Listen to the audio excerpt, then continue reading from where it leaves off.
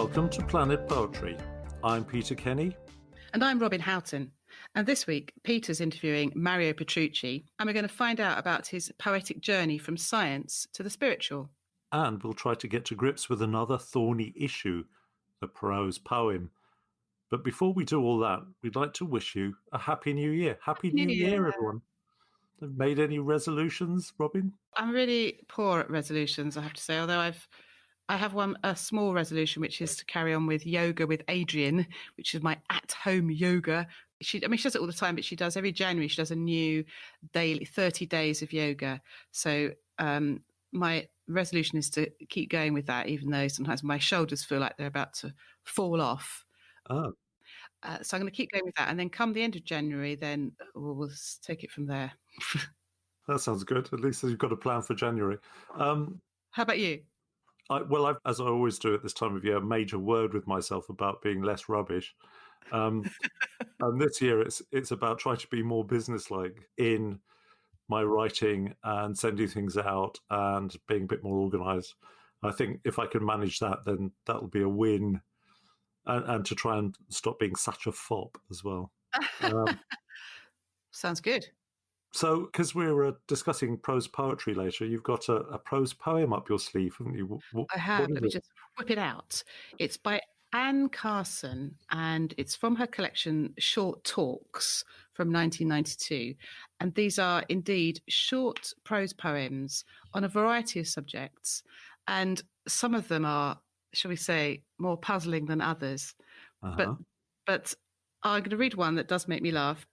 Let's see what people think of it. It's called A Short Talk on Major and Minor.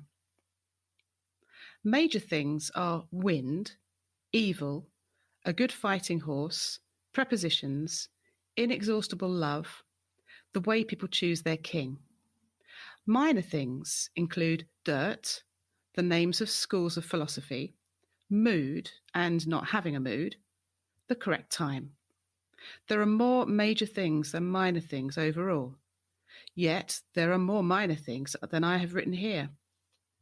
But it is disheartening to list them. When I think of you reading this, I do not want you to be taken captive, separated by a wire mesh lined with glass from your life itself, like some Electra. Hmm. I quite like that. You don't really though, do you? I just thought I felt separated from life itself while I was listening. I didn't really like it. I found it annoying, but I don't know. Sometimes you just have to react with your gut, and it was just like, Indeed. There are major things and there are minor things, and then an arbitrary list of both, and then it's just like, oh. Yeah. Well, at the risk of anyone else being too annoyed that they might turn off the podcast, we better move on, haven't we? I think it's time now. Other opinions are available. Probably far more educated than mine. But. One doesn't need to be educated to like or not like a poem, though. I think we have to say that. It's okay not to like things as well, isn't it? Definitely okay. So I think this is a good time to move on to the meat of the matter. Move on like Electra. We're going to move on to the meat of the matter now. And here's Peter's interview with Mario Petrucci.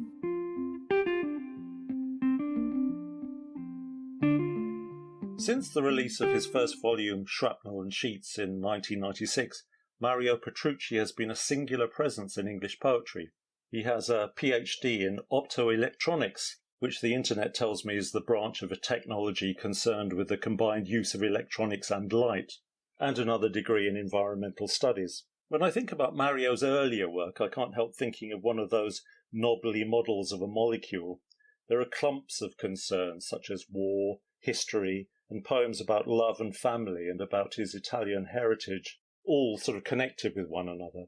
Latterly, in volumes such as Eye Tulips, which was 2010, Anima 2013, Mario has moved into an exquisitely condensed modernist expression.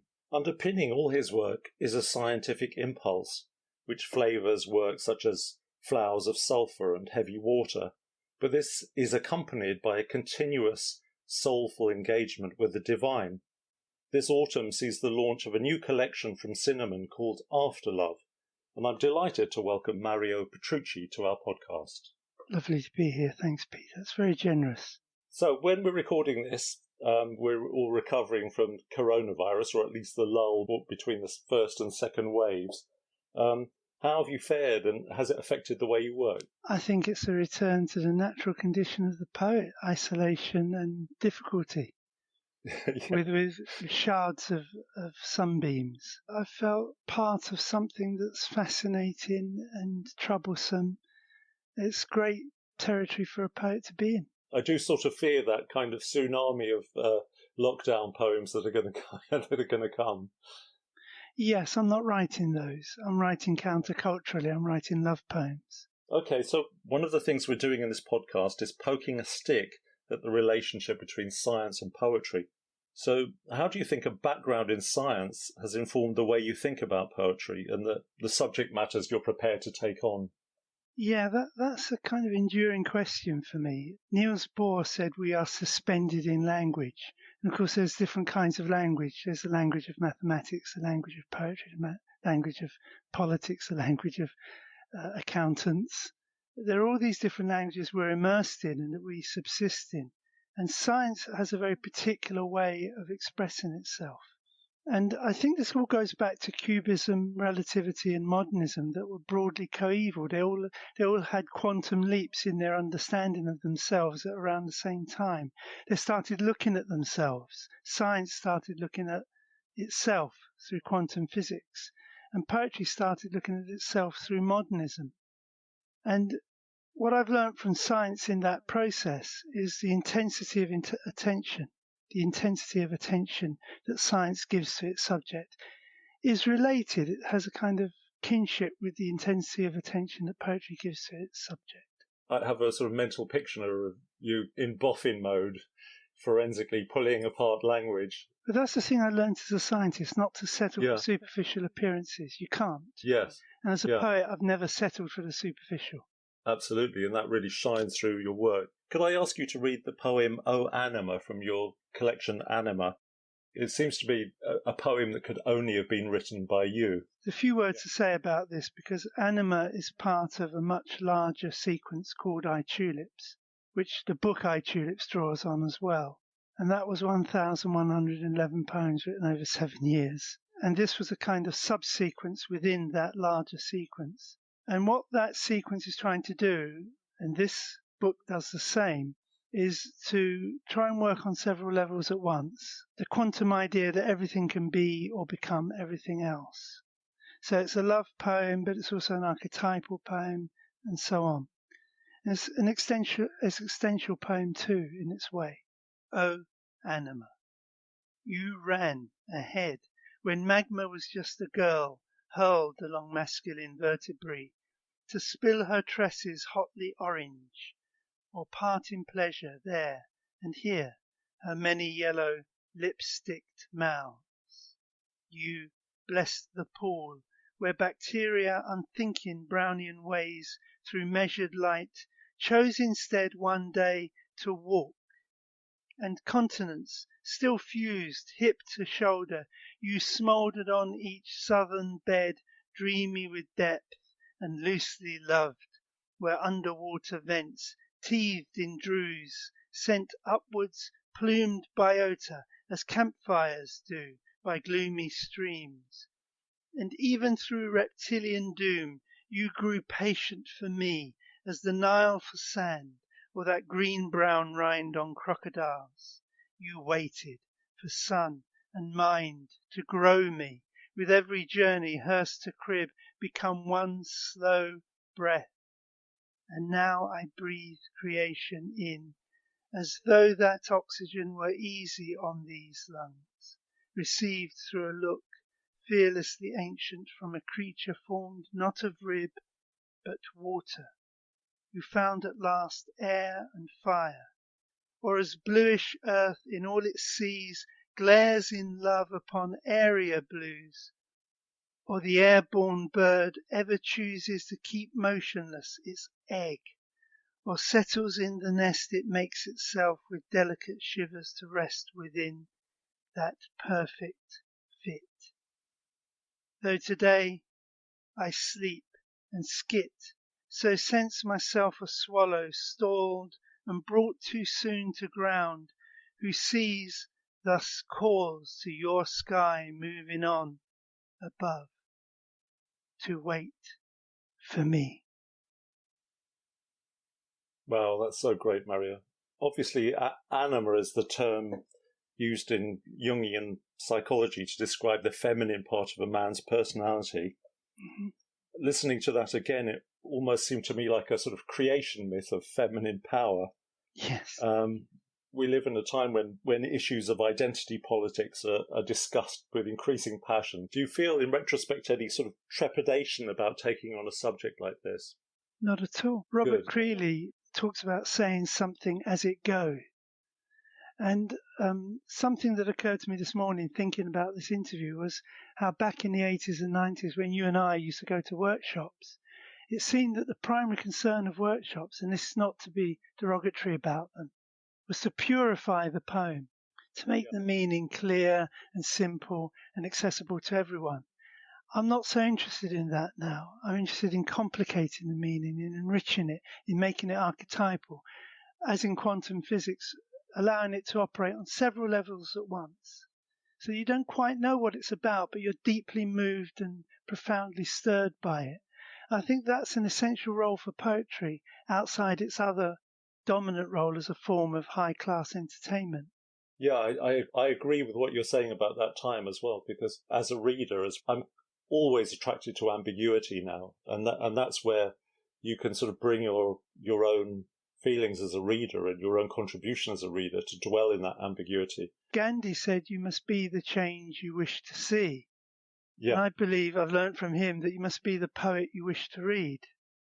You have also translated works by the Persian mystical poet Hafez, which was published by Blood Axe, wasn't it? And the Hindu texts, the Isha Upanishad, amongst other forages into the territory of spirituality. Ever since I first read your work in the sort of late 80s, early 90s, there's always a strong spiritual current there. What's the relationship for you between, that scientific empirical impulse and an open awareness of the divine? I don't see a conflict, but I don't necessarily see an obvious kinship. Oh, that's interesting. Rilke said, in rough translation, what is your most pressing injunction, if not for transformation? Poetry does a different kind of transformation to science, obviously. But science transforms. It transforms raw data into insight. Poetry does something else, and my writing is an exploration of what that something else is, which I can't quite pin down. One aspect of it would be to modify silence. And I sometimes think that music creates a silence at the end of the piece of music, in a similar way that a poem that really moves us creates a silence at the end of the poem. And I think that is the piece of music, that silence, and it is the poem. The words led you there. And I think Hafez does that, the Isha Upanishad does that. It leads you to silence of a certain kind, a rich, complex, empowering silence.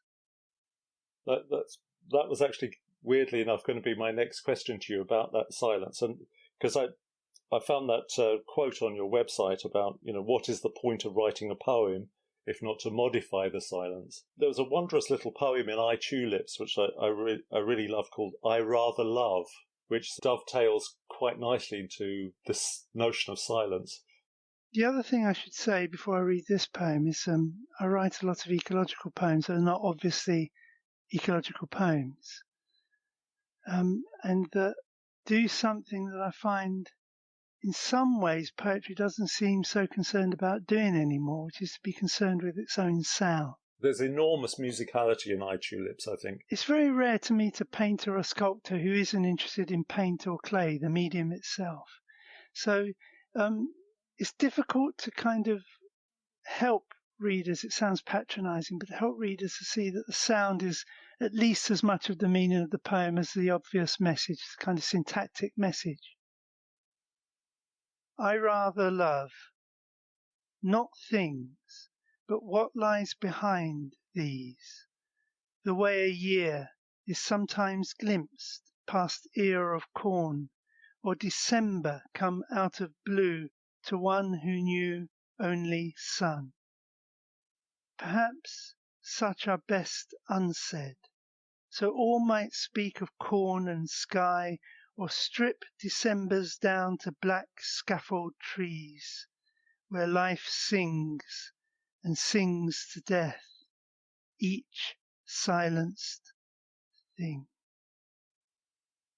I just love that notion of something hiding behind other things, or that just glimpse moment. It seems to be kind of archetypical description of a kind of mystical experience, or that moment of transcendence. And it's also a metaphor for what poetry can do, which I'm not saying has been lost, but I think we've got to grip that with some kind of passion. That there's a role for poetry in terms of not being marketable, but being profound. When I was thinking about the extent of your work, I was thinking there is a strand of poetry at the moment where people have, to put it charitably, fewer hooks to hang their coats on, whereas you've got such a generosity of engagement in terms of your subjects. But let's face it, poetry isn't that fashionable once you move outside the performance circuit and rap and so on. Youngsters that I meet who are interested in poetry are interested in more performative aspects in it, in general, not all of them. So poetry has an ongoing crisis in terms of who it speaks to and how it speaks. And when it comes to voices, I believe that the more voices you have, I don't believe that you should find the voice that's yours and purely and wholly yours and work that to the nth degree. I feel that voices can inform what you want to look at and speak on your behalf, and you speak on their behalf.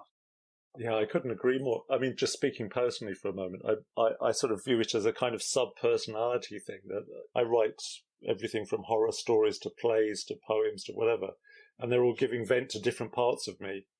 And this idea that, you should condense everything that you are into one expression or one mode of expression is just alien. Well, T.S. Eliot said a long time ago, humankind cannot bear very much reality.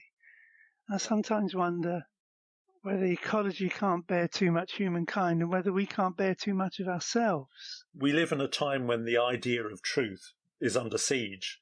Certainly with figures like Trump seem to almost celebrate their lack of a moral compass, and none of us kind of write in a vacuum.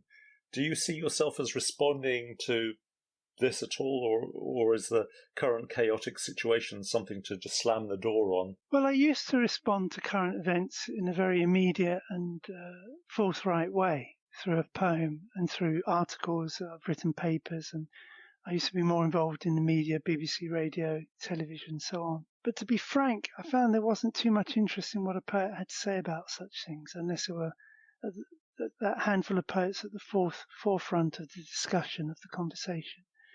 So I've gone deeper than that. I'm more interested in looking at the eternal concerns, why we still feel we have to fight wars, why we still fall in love, what it is to be conscious and alive, the wonder and the incredible complexity of the universe, which at its heart is witheringly, beautifully simple. And those are the concerns, I think, that will outlive us and enrich us and nurture us in the most difficult times. That's not to say that poetry can't be obviously political. It can. But I find that not anyone's listening too hard to me there. Well, hopefully some of our current difficulties will dissipate and great poetry will remain great poetry. What's next for you, Mario? You've got this new collection called Afterlove due this October from Cinnamon. What can we expect from that collection, and can I prevail on you to read something from it? Well, you can prevail. I don't mind that at all. I wanted to end with a kind of simple poem in one sense, but also a poem that discovers itself as it's written. That's the thing I didn't say about I Tulips. All the poems in I Tulips, the 1,111 poems, I never knew where the poem was going in any of those cases. I let the poem unfold as I wrote it. And this kind of enacts that. And it's looking at the rituals between father, me, and his young daughter through food. Daughter, I cut you one tiny circus of cheese, cheddar, stronger than blood. I trace in a circle at the tip of a blade and place upon your trusting tongue, calling it moon, to seize and bring you to this moment, all but gone as soon as made, as though far more than mud and dust could sing us, as if this softest planet I rest forever almost within your red space of mouth were, now I see it, host. I love how such a small incident can unpack so much. Well, the universe is a hologram. Everything's present all the time, everywhere. Yeah. We just don't necessarily see that in our day-to-day living. And that, for me, is one function that poetry has, along with philosophy and art of other kinds and other genres, to remind us that we're not singular atomistic beings, we're connected. And look at the basic medium of poetry, metaphor. The basic tool of poetry is metaphor. That everything can be everything else. Everything is connected to everything else. That's at the heart of something that poetry reaches for me. Well, that's a beautiful way to end our conversation, I think, Mario. Thank you so much for joining us, and I just wish you well with this new collection, After Love. Yeah, with Cinnamon Press, out on 5th of October. You can pre-order. There's the marketable bit of me coming through there. Yeah, just at the bitter end. Yes.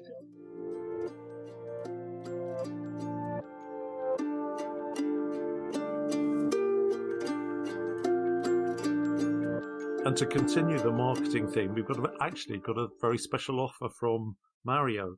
What he's doing is making some of his back catalogue available free. We put a link in the podcast description, and just click through that to find out more. Never say we don't do anything for you. No, I should mention that Mario and I were chatting a few months ago now, just prior to the launch of After Love, which has been published by Cinnamon, and that's a cracking collection too. So I would point people towards that. But all of his books are really worth investigating. I think that was a fascinating interview, Peter.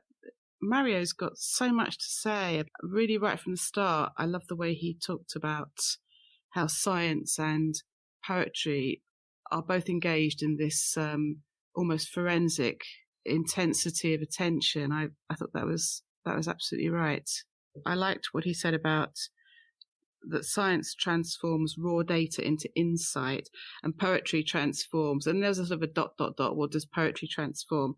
But then he went on to talk about it modifying silence, which is an interesting idea.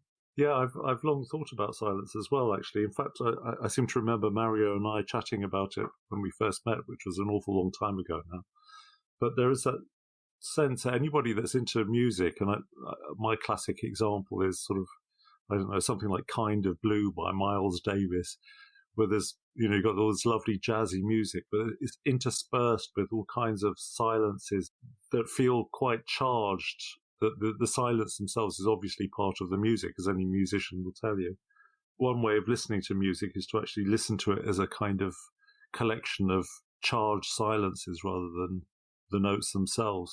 Actually, Mario was talking about the silence after a poem, that that silence after the words had finished was actually the poem itself, which I think is an amazing idea, really, if you think about it. It is, and it's certainly when you're in a reading, sometimes one does feel that real kind of electrical charge in the air at the end of a powerful poem. And it sort of puts me in mind of a fuse. You sort of like the words of the fuse, and that can be quite sparkly and interesting. But the explosion itself is in the silence at the end of the poem. And taking the music idea, when he says about the sound of words, and that I got the feeling that he felt that a lot of poetry doesn't exactly ignore a sound, but it's much more concerned with the syntax and the meanings. And I know what he means in a way. We're all told to read poems aloud when we're writing them.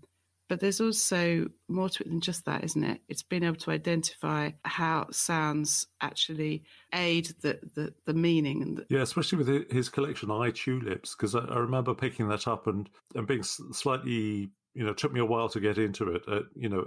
when I started reading the poems aloud, that suddenly it made sense, and I realised that actually as sort of almost like musical objects, these poems were beautiful and full of meaning in the way that music is.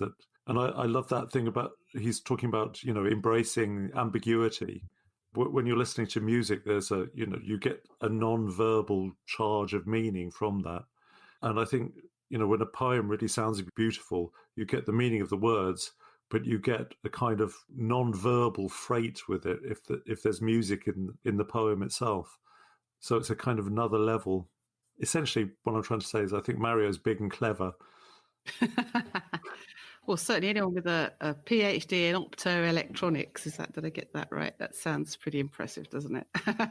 I thought it was interesting when you asked him about, is he responding in his writing to climate change and some of the eco chaos in the world, and he said that he's been down that route and felt that poets aren't really listened to in that respect. And I also liked that he said that he writes more about what he thinks of as eternal concerns that will outlive us. And I suppose a lot of people would probably say, well, hang on, concerns for the environment and climate change will outlive us. That's exactly what it is. But I liked that idea of eternal concerns that will outlive us, because with everything that's going on at the moment, I've been quite surprised at how opinions have polarized around how to live with the idea of the virus, I think. It's almost a kind of philosophical angst. I worry a bit about it. Well, the anxiety that this pandemic has created has turned up the temperature on everybody's opinions, and that people's opinions are already pretty at boiling point with divisive figures like Trump in the world, or divisive issues like Brexit. Yeah. So I think there is a worrying tendency for everyone to polarize everything at the moment. Do all of us have the right to live a long life? It's all a bit heavy, isn't it? As good advertising people always know that, the emotional response always trumps a rational one. Because what this disease has given us is a big charge of emotion, and people are trying to work out where to place that emotion. Some people like myself, who's a hypochondriac, feeling a bit hunted by the whole business of living in a time of a pandemic. We must remember that famous quote by Bill Shankly that I paraphrase, I can't remember exactly. Football isn't a matter of life and death. It's much more important than that. And I think if you take the word football and then put in all kinds of other words in there, it's a similar sort of thing. So for me, I just think you're right. There's a vaccine ahead. There's a light at the end of the tunnel. Trump is on the way out. So let's just get on with writing fabulous poems.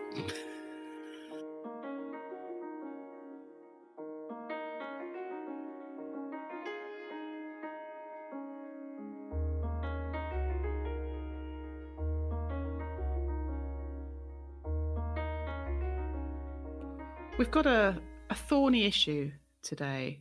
Ouch. Yeah, it's been rearing its ugly head for a while. It's just peeking above the surface. Spring is coming and up it comes. It's an old one, and it's prose poetry. What do we think about prose poetry, Peter? Well, I know you've been sort of being a boffin on the subject of prose poetry recently. And in talking to you, it made me sort of go back to Claudia Rankine's Citizen, which is a book I admire for all kinds of reasons. Just its sensitive kind of portrayal of all the microaggressions and things that can undermine a person's life. And anyone with any kind of degree of empathy reading this book comes away just kind of raging at that sort of treatment of people of colour that can appear to be quite invisible to people who aren't people of colour. Yes, it's a consciousness-raising kind of book in that sense, I thought. Well, certainly a massive eye-opener. It's won several poetry awards. And I remember hearing someone on Radio 4 discussing it and saying, but is it poetry? Because most of it is written in prose. Well, is it poetry? I think that there's the sense in which many of the incidents are kind of poetic incidents. They just hang on sort of really small things, and they're full of insight. But if I put my hand on my heart, sometimes I think, is that really poetic language? And I'm not really sure that it is. I mean, here's just a quick excerpt chosen completely at random. I just literally just opened the book, and it says, "When a woman you work with calls you by the name of another woman you work with, it is too much of a cliche not to laugh out loud with a friend beside you who says, 'Oh, no, she didn't.' Still, in the end, so what? Who cares? She had a 50-50 chance of getting it right." Yes, and in your mail, the apology note appears referring to our mistake. Apparently, your own invisibility is the real problem causing her confusion. This is how the apparatus she propels you into begins to multiply its meaning. What did you say? So, yeah, I mean, a deft description of how two people, presumably her and another person of color, were confused by somebody for each other, and somehow that's their problem. I mean, it's kind of a galling thing, but is that poetry? I don't know. Well, the fact that you said presumably, it shows that you as the reader had to piece it together. So the reader was involved. You weren't just being told a straightforward fact. You were being given clues, if you like, and you were invited to construct the full story. For me, that's one aspect of poetry: is, am I involved as the reader, or is it just, is it just all there? Page is it on? It was Page 43. So the form of this is it's in 2 paragraphs, and then the final "what did you say" is an isolated line on its own, isn't it? My first thought was, yes, it's not really, it doesn't feel like straight narrative, but I think there's a lot in this book that is on that kind of spectrum between poetry and prose, and there are other passages I think that are much more narrative, straight narrative, almost like essays or reportage. And then again, there are some sections, aren't there, where it looks like a poem, lineated in couplets or whatever. I mean, the stuff about Serena Williams, it's already fascinating, but it just seemed like that felt like a sort of a narrative episode away from a lot of the more lyrical stuff.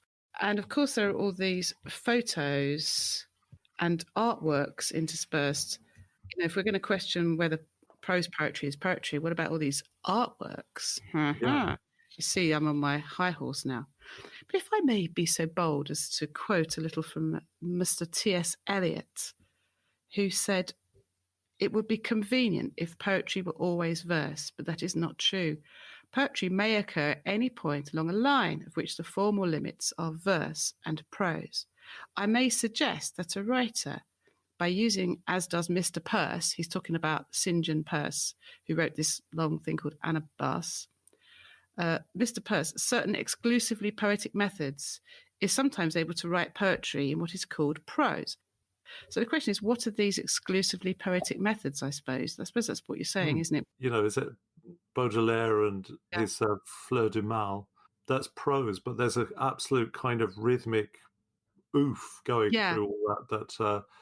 I suppose rhythm, yes, rhythm as well as sound. You're right. Those are 2 features. I think prose poetry does go back to those French poets, doesn't it? Maybe it's everybody else's problem that actually, Claudia Rankine just wrote Citizen, which is an absolutely fine book that people should read. Publishers want books to fit into categories, and maybe this got categorized as poetry. I don't know. Well, I think there's definitely a trend, isn't there, now of, we were talking about Caleb Femi's book, Poor, the other day. Yeah. And, that has photographs and also kind of excerpts from a script. And although it is intensely poetic, I don't struggle with, I mean, Poor is great poetry. It is intensely poetic, and I think his book, because he took the photos as well, and he's talked about those photos and he's talked about the reasons why he's included those, and he said, I absolutely wanted to photograph these people, not as the media cliche, the stereotype. So that it plays in with the subject matter. Is that part of the poetry, or is it illustrating the poetry? Maybe it is a kind of thing about us all living in a digital world now, that everything's so visually driven that we expect to see images with words. And I love seeing images in poetry books. I do too. I agree with what you just said, because I think that is part of it. I think we are more visually literate now, and we expect visuals and we read them very quickly. And that's and people younger than us probably who've actually grown up with this visual world. I think it's very much that's how you communicate. It's not it's a picture or it's a poem. It's all stuff that you read and you take in. Yeah. I don't know. I mean, I don't want to suggest for a moment that I have a problem with the book, because I think with Citizen, because it's a great book, like I said, but I don't know. I still fundamentally struggle with it as poetry. You know, I don't find myself transported or surprised by the language. Yeah. You know, yeah. I find what she's describing to be really valuable and interesting, but is it a book of poems? I don't think it is. I did feel moved by Citizen, but there were some passages, the more kind of narrative passages about Serena Williams, and I did turn off a bit. I thought I was reading an article in a newspaper at that point, but that's that's just me. Yeah, maybe there's that thing about our response as readers to something. If we feel moved in a poetic way, whatever's prompted that, be it a prose poem or a rhyming lyric of some sort, or a photo. It doesn't matter that actually we've had the poetic button in our souls pressed, and it doesn't really matter what's done that. Probably, I'm just showing what a dinosaur I am. Not at all. I think just I know what you're saying.